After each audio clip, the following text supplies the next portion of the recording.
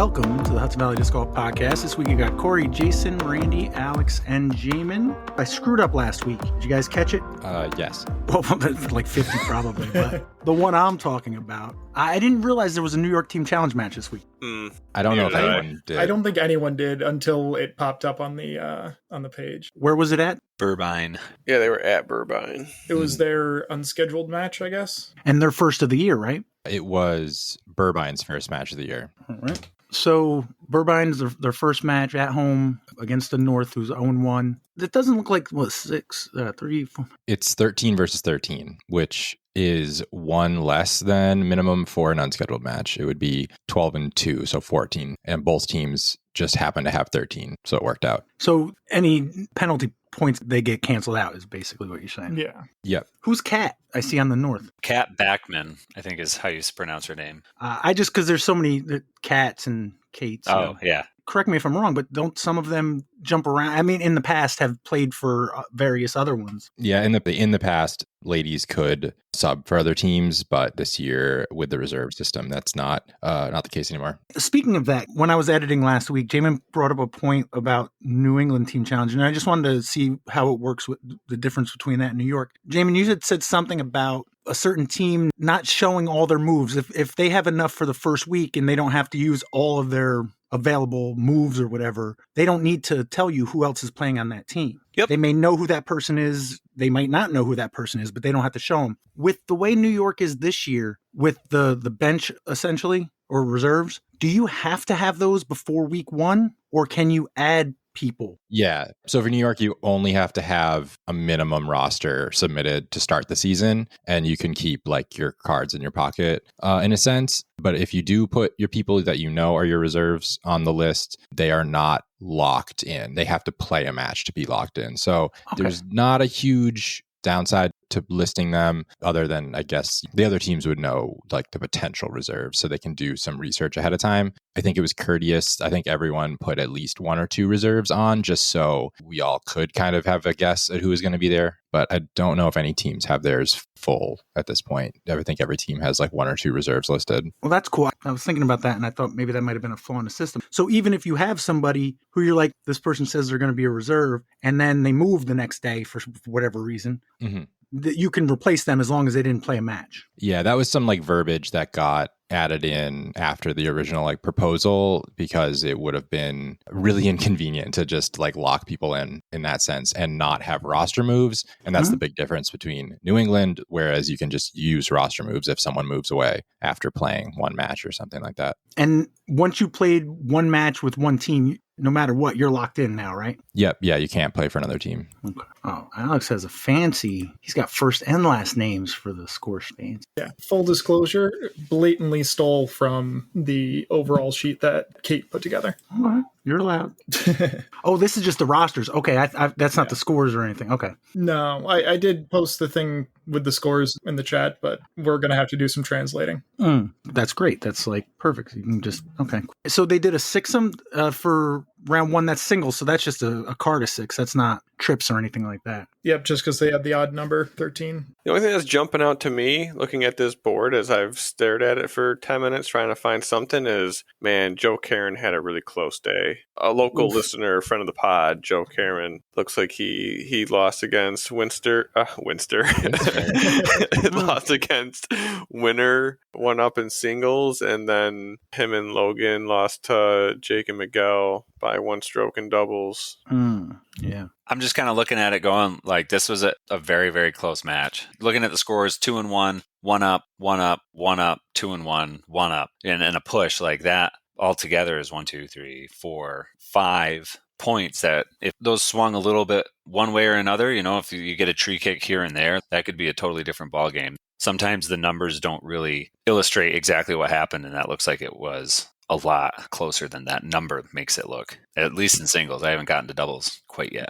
Otherwise, it looks like Burbine had 9.5 points in round 1, and so had a nice 6-point lead, 9.5 to 3.5 after 1 round. So if you're down 6 points in singles with only, 6 matches, how many do you have to win at that point? 4. You have to win 2 doubles matches. You can do the math sort of backwards. Because you only have 4 points or 3.5 points, that means you need to make sure they only get 4 points in doubles or less than 4 points in order to win. That makes sense. That means for you to win, for the North to win, they got to win 5 of the 6 then. Am I doing that wrong or no? Yeah, so I just look at it and I flip the scores around. I'm like, all right, so if they tied, the North would have to get 9.5 points in doubles and Burbine would have to get 3.5. And since it's doubles, there's no splitting points, so that's impossible. So when I do that math, I just go, okay, the North got 3.5 points. If Burbine gets half a more point, it's impossible for them to win. And there's a triples in there, which kind of throws off the math, but doesn't end up changing anything specifically in this case. Still worth 1 point, though, or 2 for dubs. I'm sorry. Yeah. It's worth a point per person, so it's still, okay.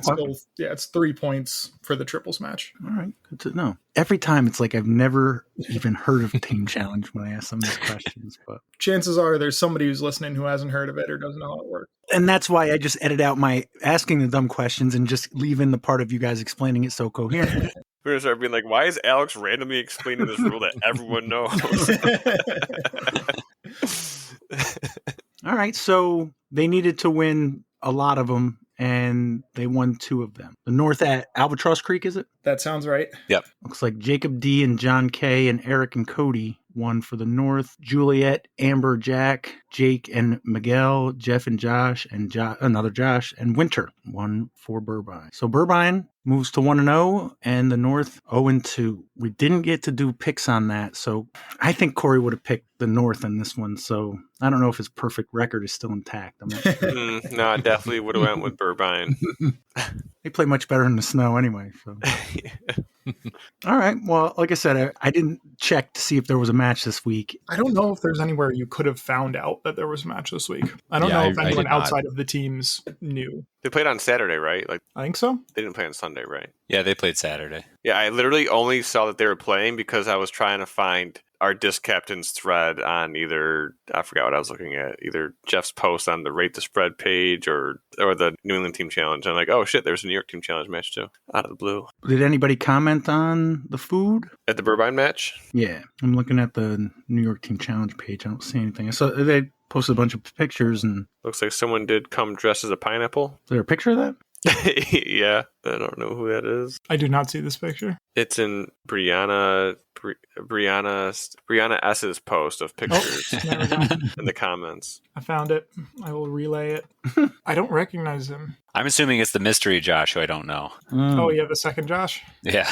They put Josh W for Josh Weinstock. Yep. But then just Josh for the other one. He looks like a Josh. There also isn't another Josh on their roster, so I'm assuming they filled out that roster slot. Oh, that's Jake Peters. Oh, okay. Oh, is CNY Jake Peters? Yeah. Mm-hmm. I guess I didn't look close enough. What the heck? Hold on. I have their roster. Right. That's the only reason I knew, because I looked at their roster. Oh, yeah, okay, Jake is there. Yeah. Yeah. He's number 1 on the list. Classic lefty guy. Yep. Super solid. Who's the other Josh then? Is that JT? I don't see any other Joshes. I see a JT. I'm looking at like the official yeah roster. Yeah. All right. This is going to make for great podcasting. Yeah. Just us looking at spreadsheets. Listeners, help us identify the other Josh that you cannot see a picture of. You don't trust my editing skills. That's okay.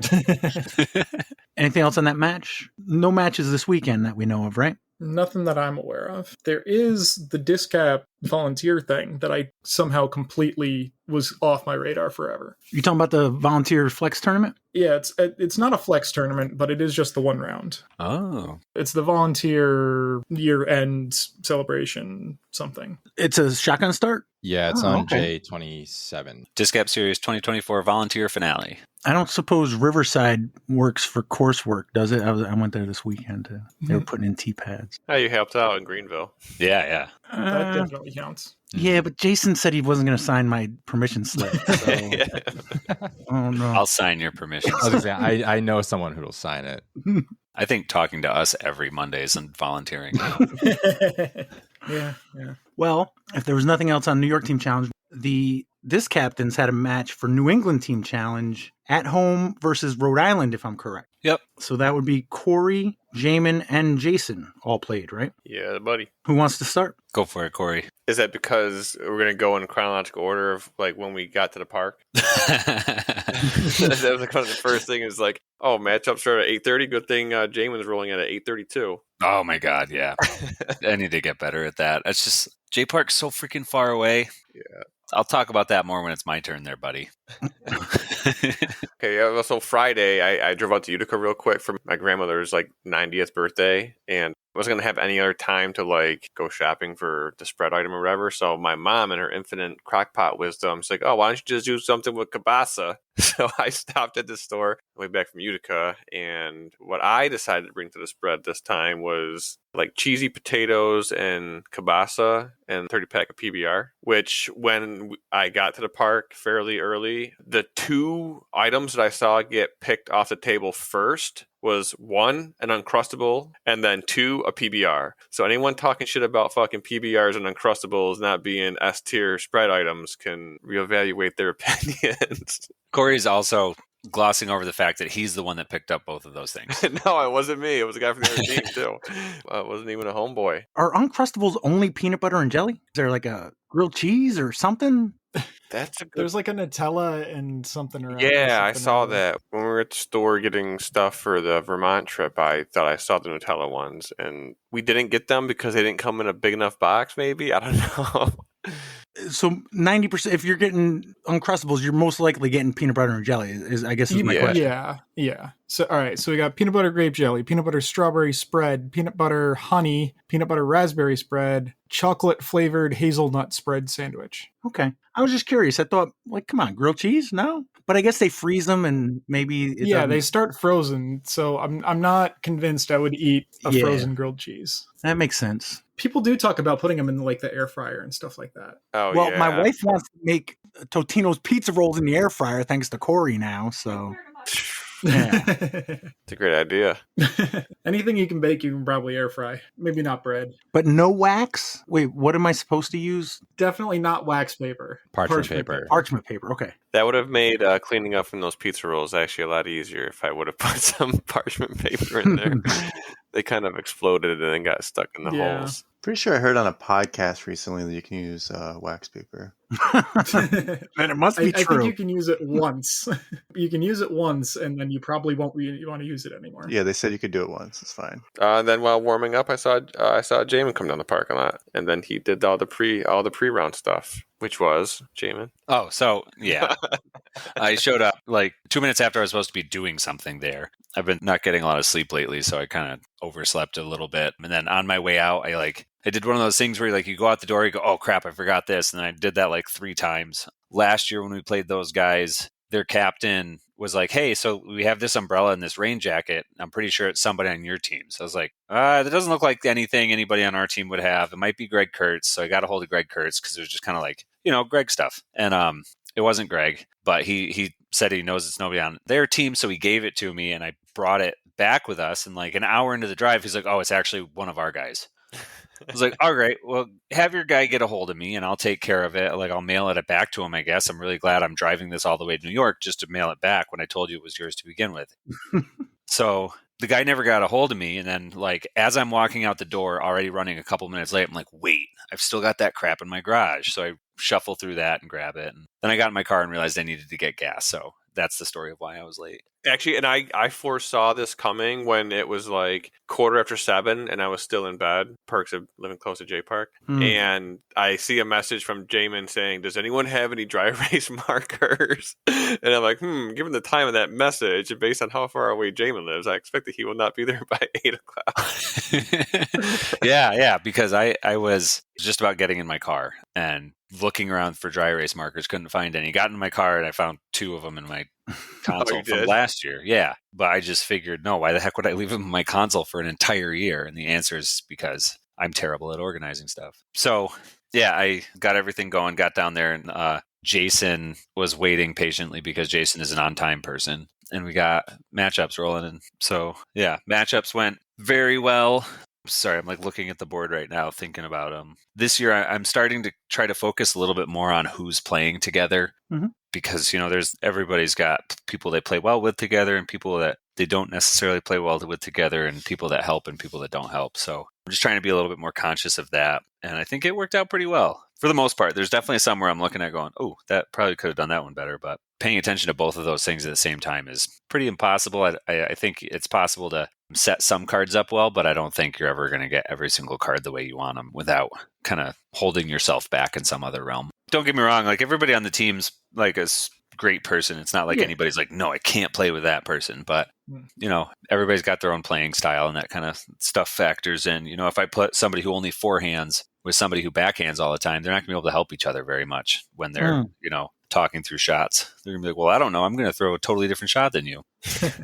One thing that I've done in the past as a captain is switched around the cards like after matchups have happened, just to switch up, you know, things like if I happen to know two players are particularly slow, we'll switch things up to keep pace of play up, that sort of thing. You talked about this, and a couple weeks back, other people have talked about it as well. And now I feel like I may have done things wrong by doing that. Is there an official rule that says like how things are thrown is kind of how things have to be? Or is that more of a unspoken rule? Or no, I don't think there's anything that's written. I really don't think there's anything wrong with it either, but I've tried to like look at boards before and trying to get into the head of the captains of going like, all right, can I figure out who threw out first and then kind of figure out what they're thinking and how they do things. And, you know, I've never really spent enough time to make it a worthwhile pursuit, but like, I feel like if you do that with one captain over like an entire season, you can kind of start to get an idea of where they're going to head next. You know what I mean? Yeah. But I've never done it because of that, because there's like a very good chance that they're like, all right, well, we haven't thrown out any women, so let's leave these last three guys' spots staggered so that we can have mixed cards and that kind of stuff. There's just too many factors. So I think that there could be a little bit more depth to scouting, or I think it would be a lot more depth if you were to do something like that. But because people do that, and teams do that like pretty regularly, so it's not, I don't think you're doing anything that even remotely wrong, Alex. All right, cool. I don't know. That's a long way to say that. No, I appreciate the extra background to it. There's a lot more players on this one than there was for the Burbine. Yeah, we were one short of a full boat. One person short of a full boat. It was 24 versus 24. Rhode Island rolling real deep. Yeah, yep. Last time they came to J Park, they needed to burn 3 roster moves just to meet minimum, which is like 16 plus 2. So, you know, last time they showed up with 15 or 13 of their own guys, and this time they showed up with 22. So that was impressive. Cool to see. Good group of guys for the most part. Yeah, so matchups went well. And then we kind of just set off to the first round, especially as a captain. That's always a little nerve-wracking, you know. Sometimes matchups seem like they go really well, and you come back and you go, oh, so nothing worked out. That's interesting. This is your first match of the year. How much of your team from last year would you have? Like, is like 90% back, or is it all back? We had 2 people not play this season who were playing last year. So out of 25. And they haven't been replaced yet, or haven't needed to be replaced yet because it's early enough in the season? Oh, no, they're replaced. No. This is corporate, Pat. We don't care about you. We will replace your ass. Yeah, replaced is the wrong word. Well, yeah. So actually, way back when, I want to say in 2018 or 2019, I kind of call that the year that the team kind of grew up. So correct me if I'm right or wrong on these dates, Jason, but that's like when Heidi was born, right? Is Jason here? Sorry, I'm eating chicken wings. You're good. Is that when Heidi was born in 2018? 17? Yeah, she's born in 17, but I think Jess and I still played the year that she was born because I remember like Kenji carrying her in like, what do they call those things? They're like reverse backpacks. Oh, okay. Yeah. Papoose? Front packs. I don't know, like the things are like little like sacks you carry like infants and kids around in. Gotcha. Yeah. I didn't know there was a name for them. That makes sense, though. Papoose is what I had in my head, but I don't actually know. I must see this picture of Kenji. Yeah, but after like the first year, it was pretty tough traveling with an infant. So that's when I think Jess and I stepped away, and a bunch of other people did too. Yeah, that was kind of the year that like the team grew up. Dom got married. Josh Wynn had his second child. You know, just a lot of people kind of stepped away from the team that year. And so 2 of the people that joined back on the team this year are Josh Wynn and Harrison Lehman. So it's nice to kind of get some of the old guard back on the team. It was a cool first match to show up and have those guys there, which was nice. And then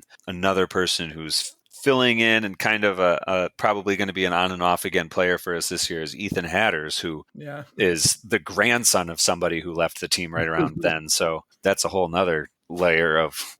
Yeah, I can't remember if I actually told this to anyone, but I had asked Ethan Hatters to play for Stony Kill because he had played for Stony Kill last year, or one match, and his response was, "Would I still be able to play for DisCaptains if I played for you guys?" Ooh, damn! Do you think he knew what he was saying when he said that? Maybe.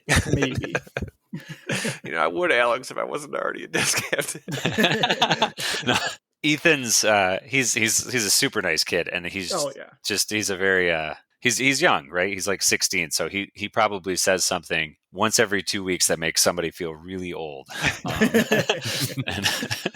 And I don't think any of it's on purpose. It's just that's part of being 16. And honestly, it was a good question to ask because I think I had him at least somewhat inclined to play. But yeah, like that's a good thing to know. You don't want to accidentally play for one team if you're intending to play for a different team. Yeah, he might unwillingly just said, "Yeah, sure, I'll play for you guys," and then you find out halfway through the year, he's playing for both teams. He doesn't. He has no clue. Yeah, he's our first legacy. Probably not our last, but. Well, and Josh Wynn, he's playing now because his kids are old enough to play Pokemon with him. Nice.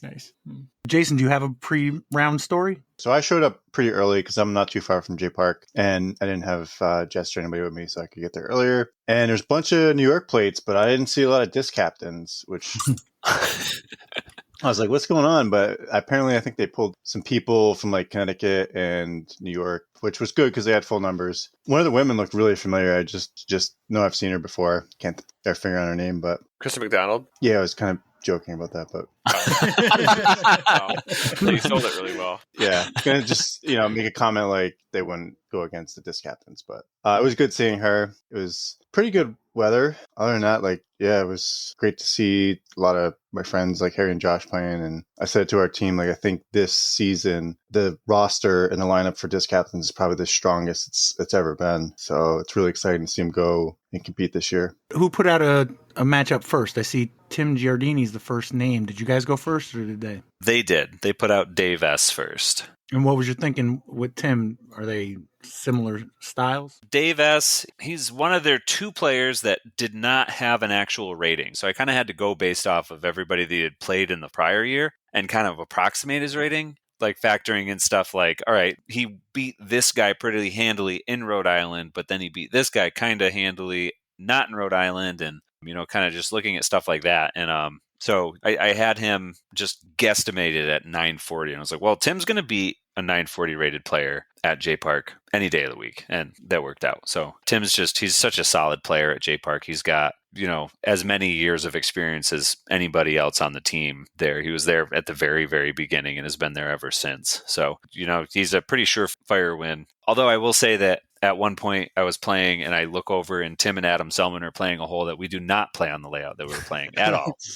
Oh, it was them? Yeah, I'm like, I throw my hands up like, guys, what are you doing? And Tim just gives me a thumbs up. I was like, that's the wrong layout, guys. And so they picked up and walked back over to 13. Now, with Team Challenge, there's no kind of penalty on that, right? It's not like a PDGA tournament where you would take whatever the penalty is, right? No, that's true. They could have been like, well, screw you. We're going to play whatever layout we want. And since they're only competing against themselves, it really doesn't matter. It would be kind of shitty, but yeah, they can do whatever they want. And I'm assuming somehow Ricky S is their best player.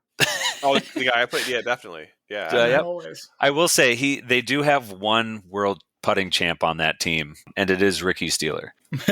Nice. Okay. As I was just walking around, probably grabbing my morning breakfast beer, I heard my name get called. So I was like, ooh, who am I playing? Didn't realize that was a response. So they said Ricky Steeler, and I looked at the other captain like, oh man, that sounds like your best guy.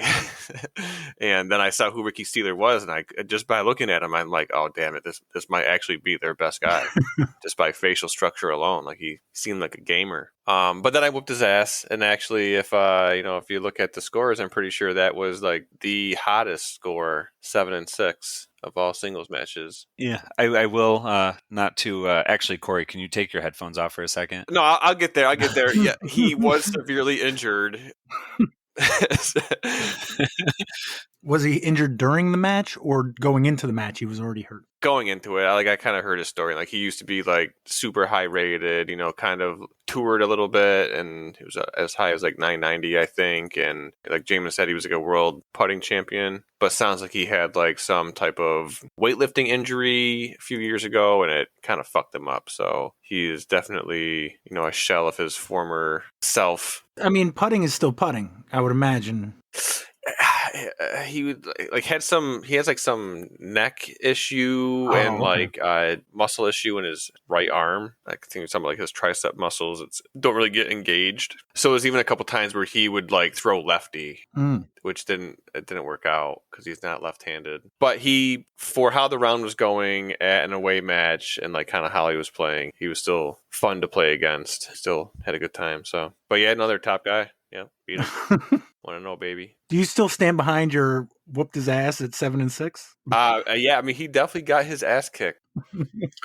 It just wasn't worth as much as if he was like 990 rated. All right. I played with Justin Muccelli. He played against probably actually one of their top guys. I don't know if he's a co-captain or not, but Lawrence. Yep. And Justin was kind of struggling a bit in the woods, and I don't know. I think the worst it got was he was 2 back, but I think he was 2 back with 3 to go, and ended up like winning out to win 1 up in the final hole. Is that why there's a sad face next to his name on the board? No, he put a smiley face next to his name, and David Koch changed it to a sad face, or as he described it, like a wow face. Like it's supposed to be an open mouth, but there's like the line on there that makes it harder to tell. Okay, makes sense. Justin Muccelli did an excellent job also writing people's names legibly. He's the only reason that any of those names can be discerned. All right, so moving down the board, I see Jason, you played Nick A. And if I'm correct, he was a response, Jaimen? Jason to Nick A? Oh, yeah. Yep. Yeah, I was saving Jason for Nick A. Because he's the second guy behind Ricky S? Yep. We'll say that, yeah.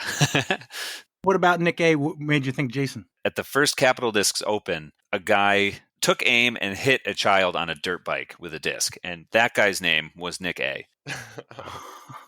And so Rhode Island let us know about, hey, by the way, we've got this guy on the team. He got suspended from the PDJ for 10 years because of it. And then I think has an indefinite probation. So they told me that Nick A was on the team, and I just spent a little bit of time going, who should play Nick A? And if Jason Lasasso is not an ambassador / ass kicker for J Park, then I don't know who is. Why did they let you know? Like, why did they say that? I'm sure that they were like, oh, this is our matches. And he's like, oh, I got kicked out of the PDJ for 10 years after playing at a tournament there. They did say that he has done an awful lot of soul searching and is not the type of person who would throw frisbees at people anymore. So were they just trying to get ahead of if anyone on our team recognized the name? I guess, yeah. Yeah, I was just kind of curious, like, what was the reason? Like, hey, yeah, by the way, our guy got banned from PGA for playing at your park.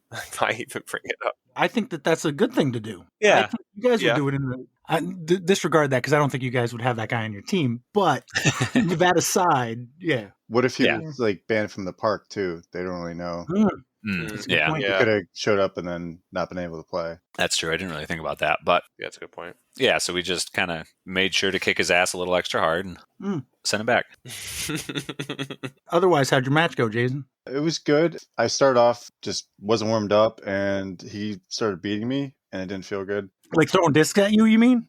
He was just he was getting holes on me, and just because like I don't think it was necessarily he was playing good, but I just wasn't playing how I've been playing recently, and it was just need to get warmed up and a little bit loose. We played J East, and we started on hole 19. Which is kind of like a tough spot to start because you're going right into these like short technical birdie holes, and they're all ones you want to get. So, I got some of them, but some of them I didn't. And then once I got warmed up, I just hit like a rhythm and came back. And like once I knew I was playing well, I didn't have any doubt I was going to beat him. And I did. It was a good card. I had Parker Cerrone on there. The guy had his like caddy, and she weighed like, I don't know, 70 pounds. And she was carrying his bag around in the woods. And I was like afraid she was going to just like tip over or fall in a crevice and like disappear. It's like kind of weird. Like J Park, it's got a lot of leaves in the woods right now. And there's these rocks that just have like crevices and stuff. And if you don't know it, it's like really easy to just kind of step somewhere you shouldn't and have your leg go into a crevice. So other than that, it was a pretty fun day. The weather was good. The other guy from Rhode Island that was playing against Parker, he was pretty good. I was talking to him about courses and stuff. Dakota? Yeah, Dakota. But yeah. So you won your match and Dakota beat Parker. Yeah, both 4 and 3. All right. So now, one question in Team Challenge,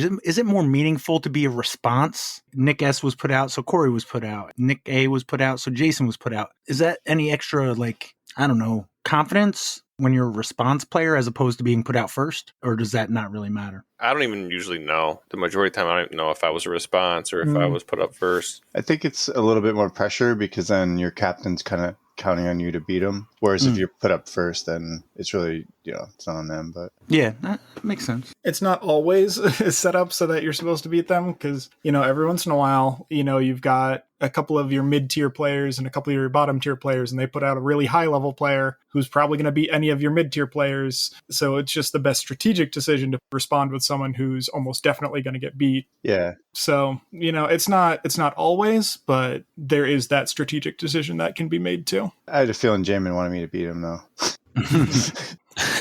All right. What about your match, Jaimen? Were you a response or were you put out first? That's a really good question. I got to look at it. I was a response. The player that I played, based off of actually playing him, I had over-guessed him. He was another, I call him a ghost, somebody who's just you can't find on the PDGA ever. Right. So I just looked at his matches from last year, and he was a total, not total guess, but all over the place. Sometimes lost to players that were lower rated, sometimes beat some much higher rated players. So I just I was more liberal with his rating, I guess, just to make sure that I wasn't underestimating him. I'd rather overestimate him, and by overestimating him, I put myself out against him. And it turned out that he was a good guy, but between him and the other guy on my card that Jeff was playing against, I don't think either of them had played more than 6 or 7 rounds since the last Team Challenge season. And we're just kind of getting back into the swing of things. So I had a pretty stress-free match and was able to get it over with 4 holes left to go and still kind of made a few mistakes here and there, but wasn't under too much pressure ever. I was kind of ahead the whole time, just kind of coasting it out. Now, you and Jeff both won 5 and 4. Did you guys finish out the round? Nope. We walked straight back and got lunch. What hole was that? Did you have to walk back from? That's a wonderful question. That's my job, man. Wonderful questions. Give me 5 seconds as I count backwards on the holes. But I know our starting hole. Was it Mount Misery? Was it Tree Love? Was it Rockin' Bowl? Rockin' Bowl. I was just about to say Rockin' Bowl. Is that 23? Yeah, the one before Dick and Shirley's Tree Love, the hole with the bell on it. Yeah, 23, the hole just before the Rock Maple hole. We both finished on that one, and it was kind of a surprise. We started walking to the next hole, and it was oh wait, we're all done. We can cut through.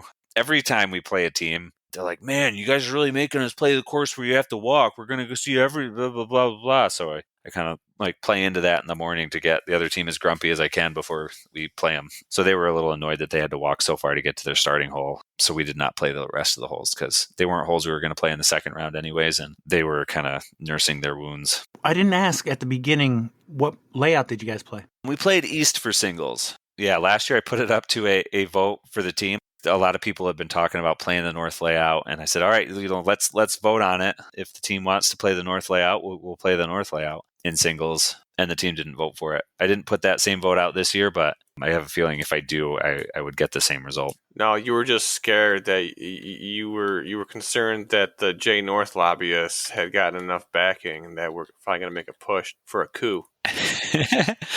One thing I realized when we were playing J East was that on the J North layout, you can't see any of the new baskets, which would be a huge advantage to us that I hadn't really considered before. Okay. All right. Yeah, you're definitely right. All 5 holes that were added, none of them are visible from the tee. Probably the only one. 15, and even that's deceiving. No, I wasn't even going to say 15. I was going to say 26, the par 4 before the par 5. Through the trees. Yeah. That might be the easiest one into par 4. Because you have no idea where the landing zone is on any of those holes. And I hadn't considered that before, but when we were playing J East, I was thinking about it. I'm yeah, they can see all these baskets on the short birdie holes. And even if they don't know the line, they can just aim for a target and get lucky. But if we're playing J North, they might not even know where to go. Yeah, I will say I collected all the data from the J Park Jammer and kind of put it in a spreadsheet. And the DisCaptains who played in that tournament averaged 0.26 over par on the North. It's 990 rated. This is very bad math, by the way. I don't even really know what the equation is anymore. Oh, that's just average 2-par. Yeah. So for like all the holes combined, they averaged that. Obviously, it didn't work out like that rating wise. But then on East, they averaged 0.13 over par. So as a team, we play better on the East side. Now, probably they do also, but I can't ever find the information of what another entire other team does on that course, you know. There was still just enough "where's the line" comments, which I always think is funny from literally any New England team. Mm-hmm. As if every course that we've been to doesn't have a hole where like, where's the line? The one you just threw, bro. What do you mean? Where's the line? Just a couple things I wanted to point out in round one. New members, Harry Lehman pushed his first round back. Ethan Hatters won his 5 and 4, and Josh Wynn won 1 up in his match. So 2-0 and 1 for the three people we talked about earlier, the new ones. And I think Kiston McDonald losing 3-2 to Caitlin Clay, not too shabby, no? No, that's pretty good showing. Any other first round matches anybody want to? Kyle Hirsch won his match. Barely. 6 and 4. Should have did better than that, I think. The team did really good, taking 10 points on a team, even at home. This is a strong team, Rhode Island. There's a couple formerly local guys. I guess not a couple, just the one. I thought there was going to be a couple, but only one of them showed up. Jim Coyle was playing. Mm-hmm. Matt Cully beat the always crafty Jim Coyle 4 and 3. Jim's kind of he's a trap player. Like I think he's only rated 925, but last time we played them, he beat Tim Giardini pretty handily, which is no easy feat. All right. So like you said, it was 17-7 after round one. Corey, you already mentioned your spread items, right? Or did you have anything else to add on the spread? Nothing really to add on the spread other than what Jeff Wachowski had posted in the Rate the Spread post, which I don't have handy, but I think we had something like 13 crock pots. Hang on, calculating. 14 hot items, 3 vegetarian, multiple alcoholic and non-alcoholic drinks. Of course, a local craft beer 4-pack for the away captains. And I think someone who's trying to be like a Dave Portnoy for New England Team Challenge spreads rated at a 6.2. I'm going to assume that that's a scale that goes from 1 to 7. So I think that was pretty good. Or 1 to 6. Yeah, off the charts. It was off the charts. Isn't that the guy from last year who rates everything 6.2? Oh, that might be his thing. There was somebody who did like 7.8 or something like that. Although he did rate the Mountainsides team's dab tent, hotbox dab tent at 2.4. So it looks like he does have somewhat of a range. Jaimen, did you make mac and cheese? I did. Did you leave it at home? I almost did. That was one of those things that I went back in for. Jason, do you make anything in particular or bring anything? So Joshua and I split a keg, and then he also got some lagers, I think Molson or something. And then also Jess is a much better cook than I am, but she made some vegetarian corn chowder to kind of donate to the potluck. So I brought that also. And that was really good because it wasn't there when I got back, so everybody enjoyed it. I was kind of looking forward to eating it. What kind of keg was that? Keg was Juice Bomb, so pretty good IPA from down by you. What's the percentage on that? Do you know off the top of your head? I don't. It's probably like 6-ish, 6 or 7-ish, somewhere around there. Also, Jeff's wife, Carolyn, was there all day hanging out. So with that comes her delicious baked goods, which she brought Almond Joy cookies and some Rice Krispie treats that had M&Ms in them, and I'm sure probably some other stuff. But also, she's smart enough to realize that when we come back from the second round, that people are usually hungry or whatever. So we have the other little cog in our wheel to bump up our spread score, where she'll like halfway through round 2, she'll like turn the crock pots back on. So when we come back at the end of the day, like people go right back to the table and scarf the rest of the stuff down. I got 6.5 on the Juice Bomb, basically what you said. So that sounds right. All right, so 17-7. What was the thought process, Jaimen, going into round 2? Basically what I explained earlier, that all right, we need 4 doubles wins to lock it down. I had come up with some double teams the night before, ran those by Jason, see what he thought about them. So we kind of just went with those. We had to change a couple things here and there. So in New England, and I think New York, the home team gets to choose who throws out first in singles, and then the away team gets to choose who throws out first in doubles. And with that choice, you more or less get to decide how things are going to go. So if you want, you can throw out a mixed team. You can throw out 2 women on a team together. If there's an odd number, you kind of get the decision on how to do that. The rule is written that the captains should come to an agreement, but if they can't, then it just goes based on who throws out what. So at the end of the day, the captains don't really need to agree on anything if the away team wants to push the matter and just do that. So I usually just say, hey, you guys kind of get to choose one way or the other. So I might as well, have them choose. And they wanted to throw mixed. So they threw out Evan and Emily first, and we matched with always strong Koch and Kate. You're probably rooting for that anyways, right? Them to choose the mix, knowing like how strong David and Caitlin can play together. I'm never like rooting for that or not rooting for that. I think they're both super strong players in doubles because they come from a team sport. They're a little bit just more tuned to playing on a team with other people. So I think that, having them on a team together is great, but also having them helping somebody else out who might not be so team-minded is also not a bad thing either. I think the real winner of that was Koch, because if he was not playing with Kate Clay, he was going to be playing with Corey. Yeah, me and David don't play together all that well, it seems, historically. Well, we'll have to find out next time. Tied for dead last. So David and Caitlin, they beat Evan and Emily. What else we got? Jaimen played with Marcia. Oh, yeah. So me and Marcia had a pretty good match. We played Brock, who's a very young player. He's one of those guys where I'm glad I played him this year instead of next year. He's a strong player right now. Kristen is also a super strong player. And Brock he's just starting out. He's got like almost a starter pack of discs. I think he might have had like 6 discs in his bag. He's learning very quickly and probably going to get really good sooner than I am happy with.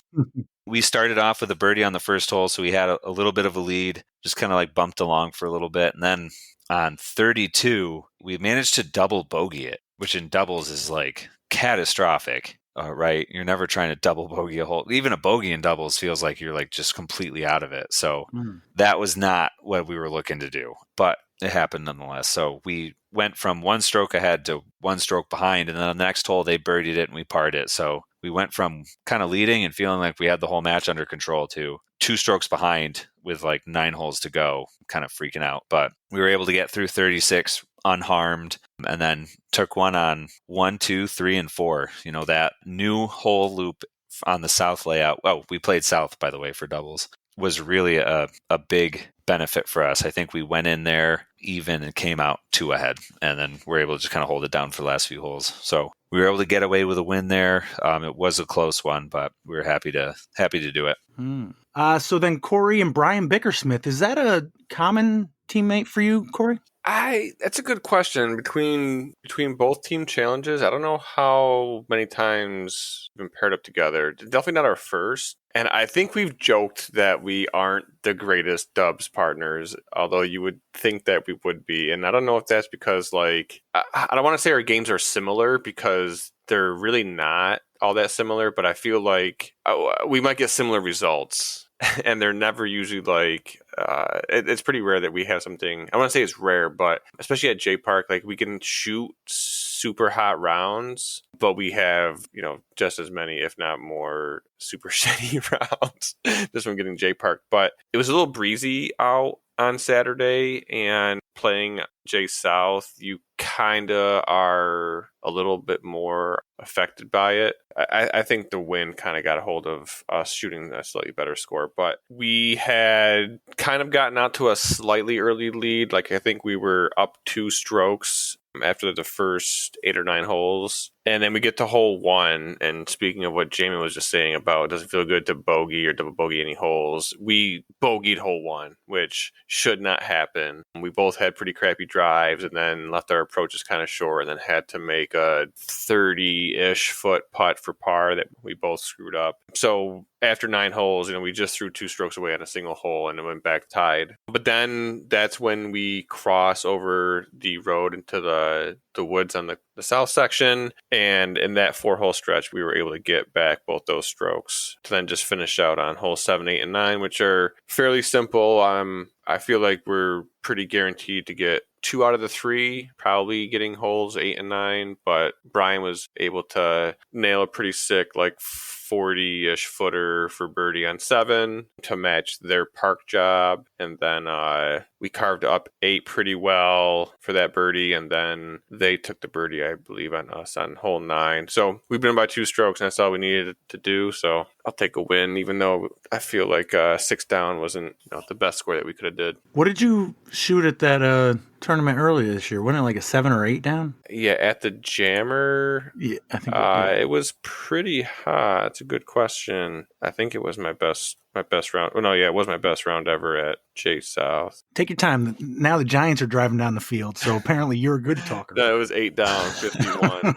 Oh, yeah. Different layout, though, right? No, J South layout, yep. Oh, wow. Okay. So, yeah. Now, looking below you, I see Justin Muccelli and Kenji Klein. On paper, that sounds like the perfect pairing. I think so. Yeah, they didn't have the best score that day, but yeah, like, Justin is somebody who can really get after a hole, and Kenji's a guy who's going to be landing in the middle the majority of the time. I think the thing that I didn't factor in is that it was windy, and Kenji is going to be getting into the middle very often with a lighter weight understable disc.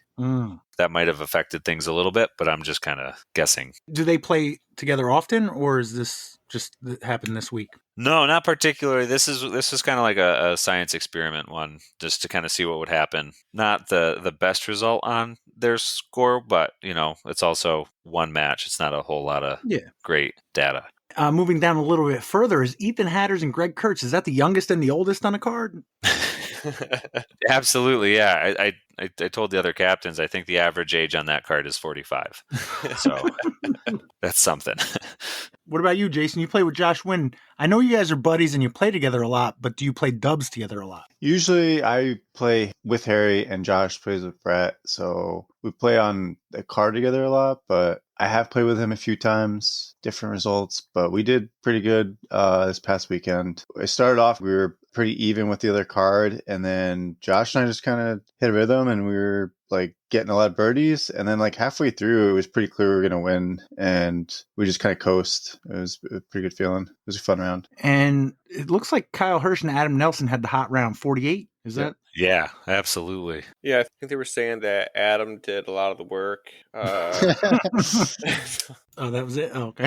That sounds about right. I heard that Kyle carried his weight by complaining the most, and Adam just kept it cool. Yeah, that's how you know Kyle's in a good mood, is he's complaining. In Adam's defense, he had to keep checking if the marker was marked correctly. So round 2, you guys, I see 1, 2, 3, 4, 5, 6, 7, 8. 8 wins. Was that 15-8? 16-8. Yeah, 16-8. Yeah, that's the spaces were not quite utilized correctly on the board, but yeah, the middle 2 scores are the finals. I see. So they tried to make it like color coded, which makes sense. But yeah, so 16-8, you guys took them in round 2 for overall 33-15. Is that better or about where you thought it would be, Jaimen? I feel like I expected it to be a little bit closer in singles. Not anything worrying, but if we came out of singles like 15-10, singles is you only have control of half the matches. They do have a lot of strong players on their team. So I was kind of expecting somewhere along there. 17-7 is just like when you're the home team, that's a big sigh of relief. The C pool is getting more challenging every year. I'm sure all the pools are. And, so even on a home match, being able to have that kind of a lead is really nice. What was the score? We lost to them at their home last year, right? Yep. Let me pull that up. While you're pulling that up, Rhode Island was one of the teams that was in danger of being relegated last year, weren't they? No, they made it to finals. Never mind. They were like in that discussion for a long time. And then at the end of the season, they just pulled out 2 pretty unexpected road wins, I think. I'm pulling up the 23-24 season right now, so I'll be able to give you a little bit more information on that. But so in November, we went there, and it was 13-6 in singles. They beat us, and then 13-6 in doubles. So 26-12. Okay, we kind of got our ass kicked there, I guess. Yeah, no, absolutely. But, I was looking through those results, and, we did not have everybody. That's a match that Jason, you weren't able to make last year. Chris Dahl wasn't there. There was a lot of strong players that didn't make it out there last year. But yeah, I mean, they're a good team, and I guarantee that almost nobody on our team had ever played South Kingston Disc Golf Course in Rhode Island. I joked with at one point that J Park had more holes than all of Rhode Island a couple years ago. One other thing before I forget, I feel like it was during what had been round 2. There was definitely a comment about how our spread was missing something, and it was bakery pizza, or as I call it in my homeland, tomato pie. So, Oh, really? Yeah. They remembered that? I forgot that they were the team that, like, their spread was like, am I misremembering that it was on like It was outside next to a playground. or it was a playground? Yeah, I just remember like it being behind like a brick building. It kind of reminded me of like a dugout. But yeah, I forgot that they were the team that had tomato pie. So whoever I was talking with talked about tomato pie a little bit. I'm looking at last year's results, and their March match, they beat Queen City at Queen City in a playoff, and then they beat Barry at Barry to get into finals. So they had a really strong finish to a kind of not great start to the season, but good enough. So yeah, they finished in third at 5-2 and got into finals. When's your guys' next match? Our next match is November 16th in Maine. Yikes. Yeah, we finally drew the short straw and have to drive to Maine. It's early days. I mean, not that early. It's only a couple weeks away. But you guys talking about the weekend there, or what's the deal? Yeah, we've got an Airbnb that seats basically the entire team. Oh, wow. I think at least some of us are going up Friday. I know I am. But myself, Brian are. Is that one of your off Fridays or no? It is, yeah. Free PTO day. So we'll probably go out there somewhat early, play the course, hang out Friday night, play Saturday, and then on the way back, we're staying through Sunday. Because after, I do not want to make a 4.5-hour drive after doing Team Challenge all day. So it's Southern Maine. I think it's like 4.5 hours from my house, which is the same distance as it was from my house to get to Smuggler's Notch the other weekend. Smuggler's Ganache. Yeah, Smuggler's Notch.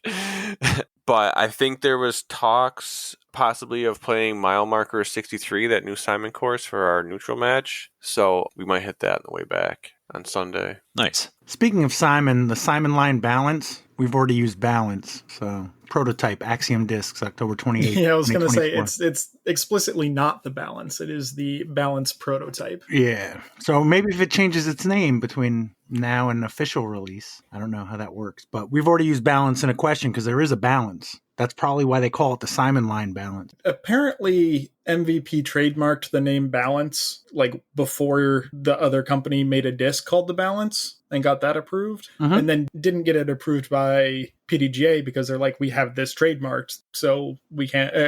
Obviously, no one's going to use a name that's trademarked, and the other company. Essential Discs, May 27th, 2024. Yeah, they have not been particularly receptive to that argument, so there's a bit of a legal battle going on there.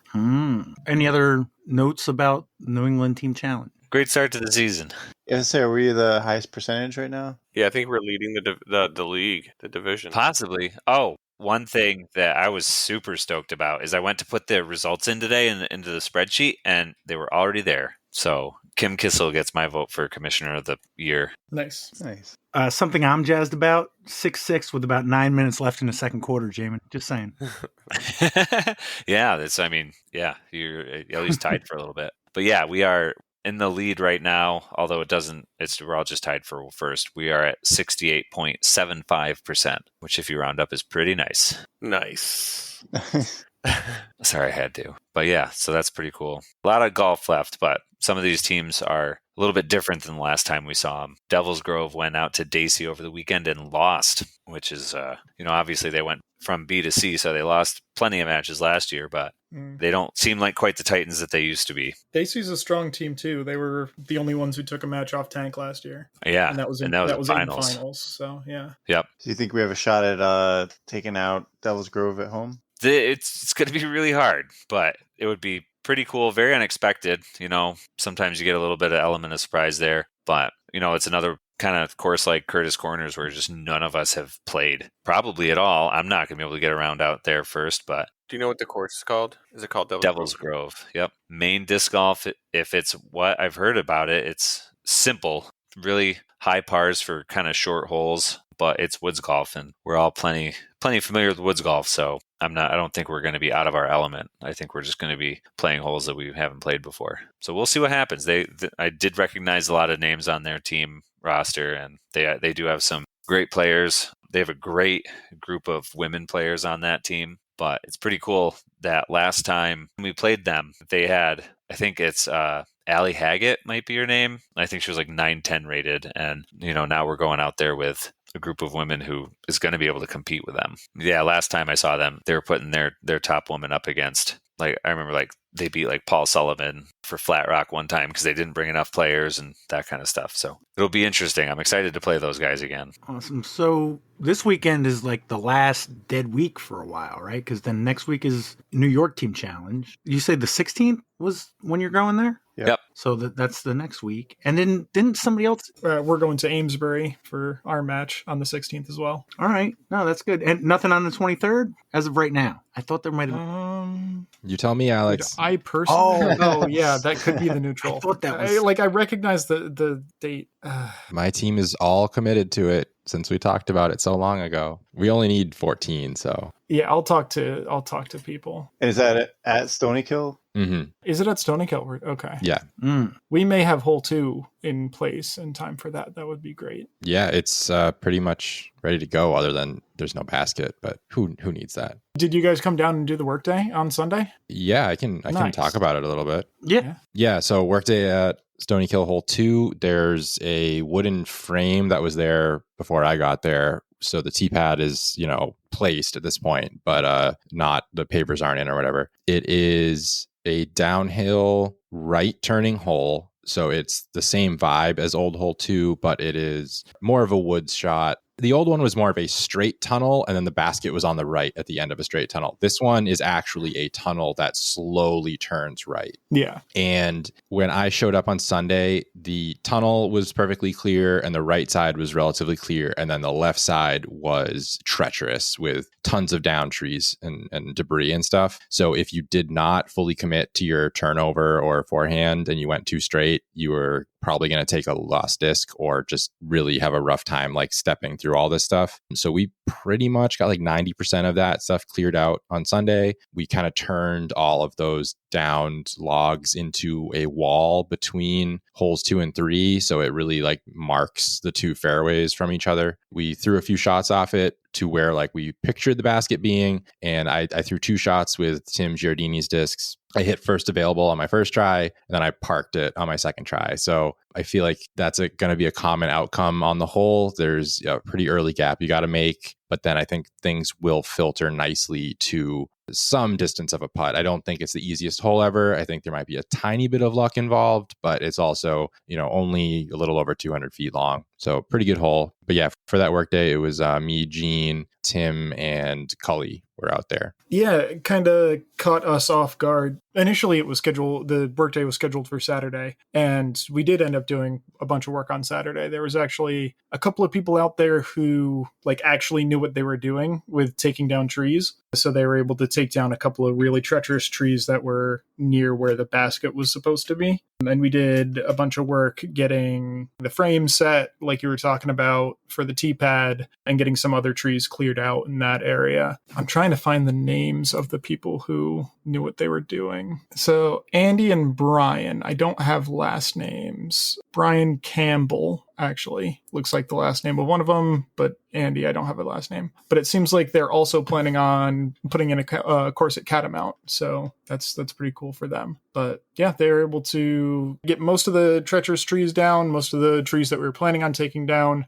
and get the T-pad mostly set. Gene wants to run the whole location by the town before officially locking it in. So that's why they didn't put in any of the pavers or anything like that onto the T-pad, because they didn't want to, get all the right bedding sand and get everything set there and then have to pick it up and move it. So there's still a little bit there, but for the most part, it seems like hole 2 is pretty dang close to being opened up again. This seemed like the last big push of the year. This weekend, there seemed to be a lot of work days. Jason, did you do any work this week at Greenville? Yeah, we put in a few sleeves, put in a basket, and I've been trying to rebuild some of the walls. So there's stone walls and trees fall down on them and they just turn to a pile of rocks. So I've been restacking some of the stones, and yeah, I ended up pulling muscle in my back or something. So it's playing MP40 karma. Yeah, playing course karma. I got to heal up so I can play Chad. So I'm hoping to play Chad. Oh yeah, This definitely. weekend. Dylan Reese has been hitting me up. He wants to get the finals scheduled because all the other regions are like wrapped up, I think. Where do you guys think you'll play? I don't know. Where's he based out of? I think he's like across the river, so Stony Kill area. Anybody know? I don't know off the top of my head. I thought he was out by Burbine more. No, he's like East Greenbush-ish. East Greenbush, yeah. I thought you had already played him recently for that. Am I wrong? It's a double elimination. So Oh. he beat me at Wilcox like several months ago. And Oh. I made my way all the way through the losers bracket, beating Justin, Harry, and everybody else to replay Chad. But you got to beat him twice now. Yeah, because he hasn't lost other than Oh. when I beat him at Mindkill. Oh, so you did? Okay. Sorry if I missed this. Have you figured out where you're playing? No, I don't know. He's not going to want to play Mindkill again. And he's pretty picky. I'm pretty picky, so we'll see. Ask him to play Greenville then. I already did. I said, they got this great new course in Greenville I heard about, and he didn't really find that funny. Have you told him about the other course in Greenville? The one behind my house? Yeah. You don't have to tell him that part. You'd be like, have you ever heard of the hatchery? It's invite only. Yeah, it's I'll get your greens fees, don't worry. We were talking about possibly doing Central Park because I'm working up in the Clifton Park area, and so that would be the closest for me to do after work. But if we're doing it on the weekend, that definitely opens up more possibilities. So I'm not sure. Maybe I can convince him to do like Christ the King or something. That would be cool. He's pretty deadly at CTK, but so are you. I've seen both of you guys just shred it. Yeah, I think CTK fits my game well. I like it, so that would be good for me. Speaking of coursework, I went out to Riverside Park this weekend. They put in 2 new tee pads for holes 1 and 5, which are actually, when you pull into the parking lot, they're the first 2 you see. I mentioned it before. It's a 9-hole loop, but they have 3 tee pads on each hole. After 1 and 5 got put in, they only have 7 left. I didn't do any work on the tee pads because that kind of stuff is math nerds. It sucks. Yeah. They screeded the hell out of it, so they did a good job, it looked like. I just helped a couple of the girls pull out stuff out of the ground because it was similar to Greenville, Jason. It was not an official dump, but a place where people would dump a lot of stuff. We pulled 5 tires out, and this is on a course that has been played for a while. So there's still, you don't want to dig too much because you don't know what you're going to find kind of thing. Yeah, I feel like a lot of courses have that. Like there's spots at J Park that were old dump sites. CTK has that one thing on 11. Yep. I mean, Central Park just has like random garbage everywhere, but Blatnick. Blatnick, yeah, is pretty much a dump.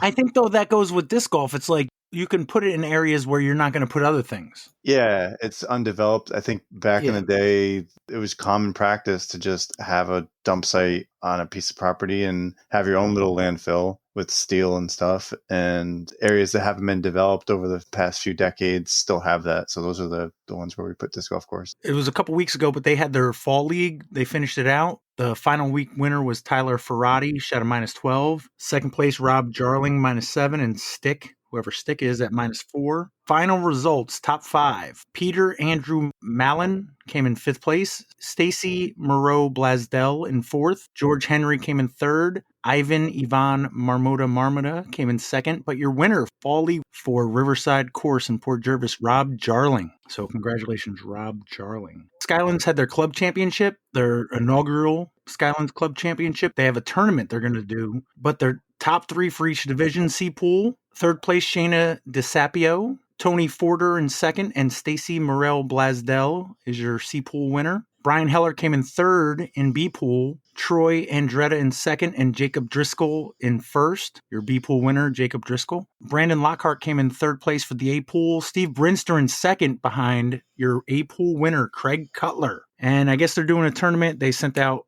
invitations to 46 qualifiers for the Skylands Club Championship. Randy, is it next week that the putting league begins? Yeah, Monday, November 4th, it starts. I should know all these things by now. I think it starts at 5. You can show up anytime. It's like a rolling start, 5 to 7:30, because we want to be packed up by 8. So yeah, 9-pin putting league. Come on out. How many weeks does it go? It's 2 7-week seasons. So November 4th to like mid-December. And then we'll start up again after the holidays in January and run till almost the end of February. Does it cost anything to play? No, it doesn't cost anything to play. You can just come and have fun. There's a $1 optional ace pot, and then there's a $5 pro division if you do want to play for money, but there's no pressure to do that. And even if you don't put anything in, if you play enough, don't they do prizes from 9-pin? Yes, I think both divisions, there is a season winning,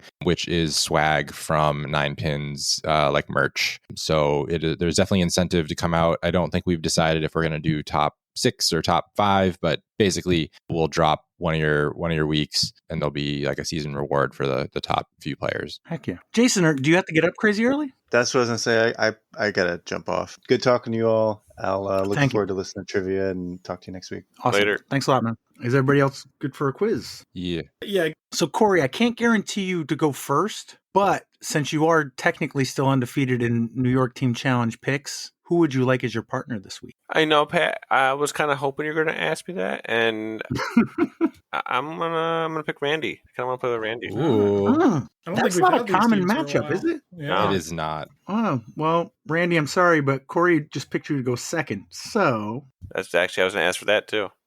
Jalix, one of the 47 combos of Jalix. All right. So I've got 2 rounds, but based on our conversation last week, if we need a tiebreaker, I have one, but I don't think All we right. will. So Jalix, category 1 or category 2? You got a preference? Let's go with 1. Sounds like a plan. All right. Question 1, category 1. What is the first name of the villain whose obsession with Superman goes back to Action Comics number 23 in 1940? What is the first name of the villain whose obsession with Superman goes back to Action Comics number 23 in 1940? Superman. It's asking for the first name of a villain. Yeah, that's So, I mean, Superman villains, there aren't a ton, and there's only one that I can think of that has a first. has like a first and last name. Yeah, unless it's the answer is Doctor, which I don't think it is. Yeah. Wait, no, he's not in Superman anyways, right? He's Spider-Man. Well, Okay. it depends. I'm sorry. Go ahead. Continue. Doctor's pretty vague. No, you can keep going, Pat.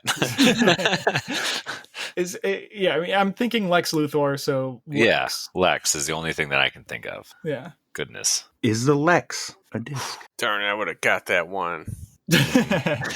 Is the Lex a disc? I do not know of Lex being a noun other than like a proper name or proper noun. Yeah, it seems so specific of a question to ask to not be a disc. Yeah. You know, I kind of want to say yes. I think it's a terrible name. Yeah. And I think that somebody should be reprimanded for naming disc this, but I do think it's going to be a disc. Yeah, it's one of those things where I feel like I don't know. I'm happy going with yes. My thought process gets to yes, even if I can't articulate it very well. Yeah, I get it. Yep. Let's go with yes, Pat. Actually, 2, Disc King, November 10th, 2016, and UB Disc Golf Hand Candy, May 13th, 2014. 3-0. Eat it.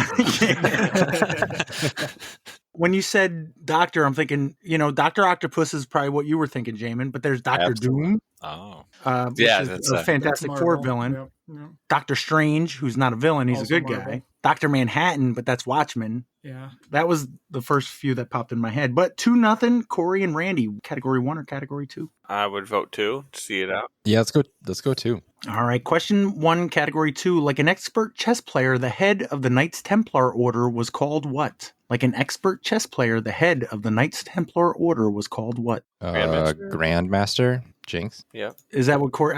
I know. I think we said it exactly the same time. Yeah. You guys good with that?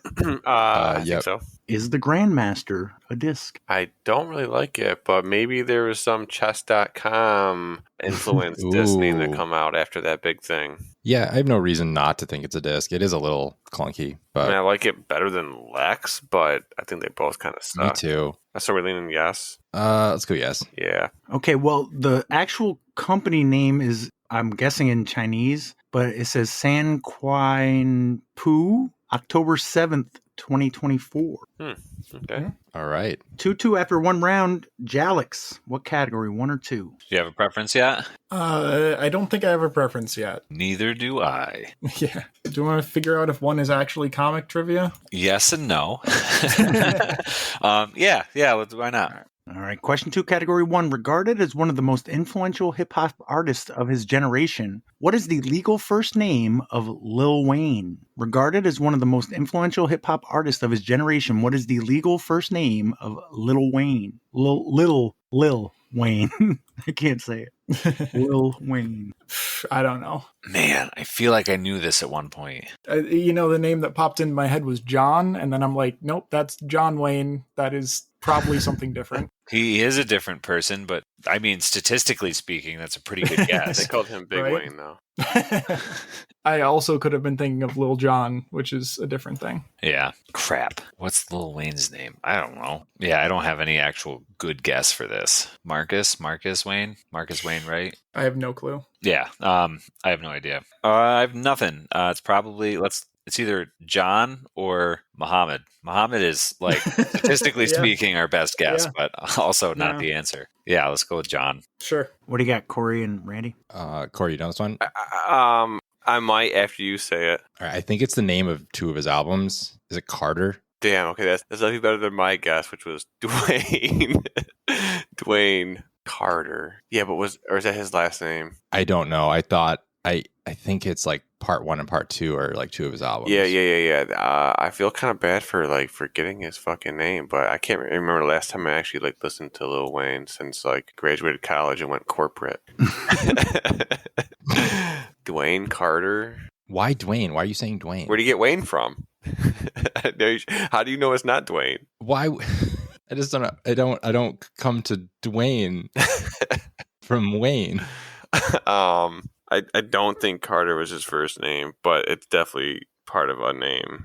So that's what you're trying to go with. Say anything that makes sense. I did. I've been saying Dwayne the whole time. You think it's Carter Wayne or Wayne Carter? I don't know, man. I thought. Wait, Wayne Carter? Yeah, why was I saying Dwayne and not just Wayne? That's why I didn't think. But it must be because I've heard it from somewhere. Like that is his actual name. I don't know. More importantly, halftime, Jaimen 9-9. I know. I told you they were going to screw it up. Want to just go Wayne, Randy? No, not really. You want to go Carter? Yeah, I want to go All right, Carter. let's go Carter. Dwayne Carter Jr. You motherfucker! Oh I my knew it. God. Why would I think it's Dwayne? I don't know because that's his actual fucking name. NSH3 Dwayne Noob Simhouse Custom Discs, April 5th, 2021. All right, it was just a steal anyways, Randy. So it wasn't that bad. So what category Feels would you bad. guys like, Corey and Randy? I don't want to do a first name category. Okay, then I guess we're going to go with 2 then. Try 1 and 2. Unless yeah, Grandmaster is also a first name. Question 2, category 2. What noun from the Italian for skilled is often applied to an exceptional, highly skilled musician? What noun from the Italian for skilled is often applied to an exceptionally high skilled musician? Virtuoso. Sounds pretty good. I'll give you that. Sounds like almost as good as Dwayne. I would agree with you. And also would not come up with anything else.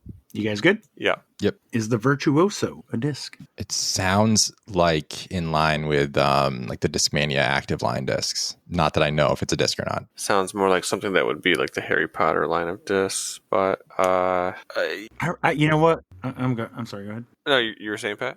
I'll wait. So we were saying, yeah, Randy? I think, yeah. I don't love it either, but I think, Yeah, yeah. I'd say yeah. I'm sorry, no. Ooh. That's what Pat was trying to tell us when he... No, I Yeah, was he trying was to tell like, you but that I don't. read the books and saw the movies. I don't remember that word being used at all. Isn't it like levitate your virtuosos or something? I'm sorry. I stand corrected, Corey. You are absolutely right. no. It's Yeah, been a while that's since absolutely what it was. I saw the movie, but I thought that was in there. Leviate your virtuosos. What do you got, Alex? 1 or 2? I feel more strongly about whatever category 2 is than first names. James Jaimen? muted. Oh, he's muted. He doesn't know. Classic. I was having a whole conversation with Alex. You were talking like right after I was. Yes, I think that's a perfect idea. I said, let's get the hell away from Jay 2. was And then getting you said pissed everything off. that you said. All No, right, I'm so- just like, wait, what? Alex just talking over him. Yep. Just to clarify, though, get away from 1. Yes, get away from 1. Let's Yeah. go to 2.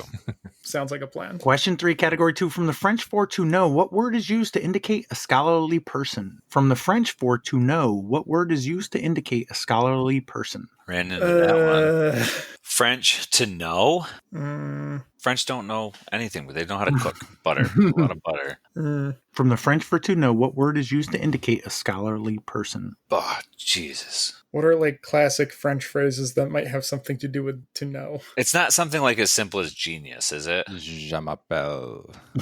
Du fromage.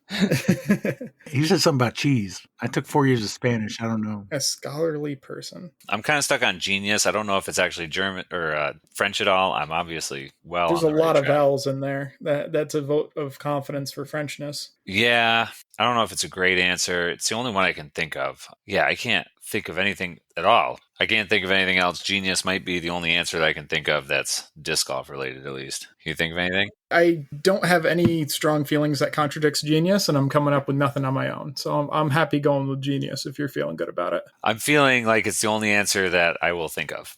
All right.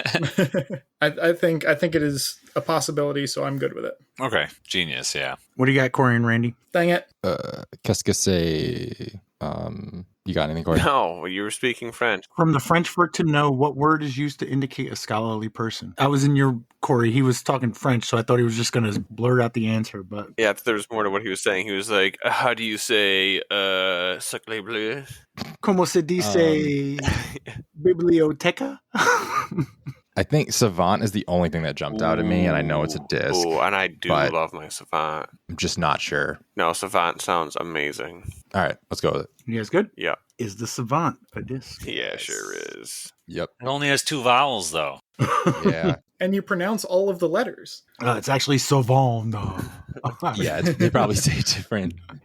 Is the savant a disc? Yep. Yes. And yet, Innova champion disc. When, Corey? Jeez, I don't even know. I'm going to guess 2016. Oh, I was going to say like 21 or something, I 22. think it's older than that. September 5th, 2014. Whoa. Does that make it 5-2? That's what I got. But that was a steal, right? So they get to go again. Yep. Yeah. Wow. What do you got, Corey and Randy? Do you want to go back to one to feel it out? I think it's first names.